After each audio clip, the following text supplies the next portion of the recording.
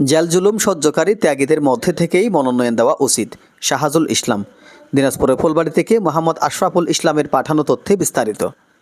দিনাজপুরের ফুলবাড়িতে কাজীহাল union BNP ও যুবদলের যৌথ উদ্যোগে এক বিশাল সভা অনুষ্ঠিত হয়েছে।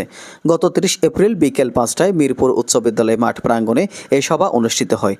কাজীহাল ইউনিয়ন বিএনপির সভাপতি আবু সাইদ চৌধুরীর সভাপতিত্বে এবং বিএনপি নেতা আবুল কালাম ও যুব নেতা আক্তার হোসেনের সঞ্চালনায় এই সভায় প্রধান অতিথি ছিলেন বিএনপির কেন্দ্রীয় কমিটির অন্যতম সদস্য মোহাম্মদ এজেড এম রেজামুল হক। প্রধান বক্তা হিসেবে বক্তব্য দেন জেলা বিএনপির যুগ্ম সাধারণ সম্পাদক ও ফুলবাড়ি পৌর বিএনপির সাধারণ সম্পাদক শাহাজুল ইসলাম। তিনি বলেন, যারা দলের জন্য ত্যাগ স্বীকার করেছেন, জেল জুলুম অত্যাচার সহ্য করেছেন, তাদেরই দলে মূল্যায়ন করা উচিত এবং মনোনয়ন প্রদান করা উচিত।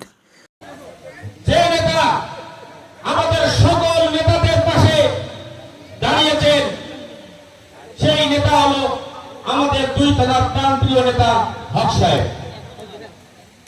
তাই এই ফুলবাড়িতে আপনারা দেখেছেন, শুনেছেন যে হঠাৎ একটি প্রার্থী আবির্ভাব হয়েছে।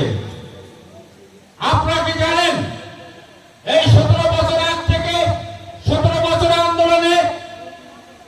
সভায় আরও বক্তব্য রাখেন ফুলবাড়ি উপজেলা বিএনপির সাধারণ সম্পাদক মুস্তাক আহমদ চৌধুরী খোকন, পার্বতীপুর পৌরসভার সাবেক mayor Mohammad AZ M Minhajul Haque, Kazihal union বিএনপির সাংগঠনিক সম্পাদক নূর ইসলাম মণ্ডল, স্থানীয় স্বেচ্ছাসেবক নেতা মোহাম্মদ আরাফাত সহ বিএনপি, যুবদল, ছাত্রদল, স্বেচ্ছাসেবক দলসহ অঙ্গ ও সহযোগী সংগঠনের নেতৃবৃন্দ।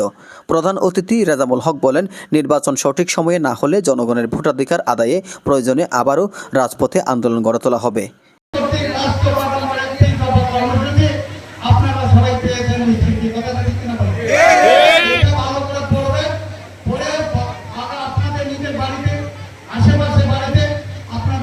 এই যৌথ সভা ছিল দলের মাঠ পর্যায়ের নেতাকর্মীদের মধ্যে সংহতি ও ভবিষ্যৎ করণীয় নির্ধারণে একটি গুরুত্বপূর্ণ পদক্ষেপ বলে নেতারা অভিমত দেন। Desk report.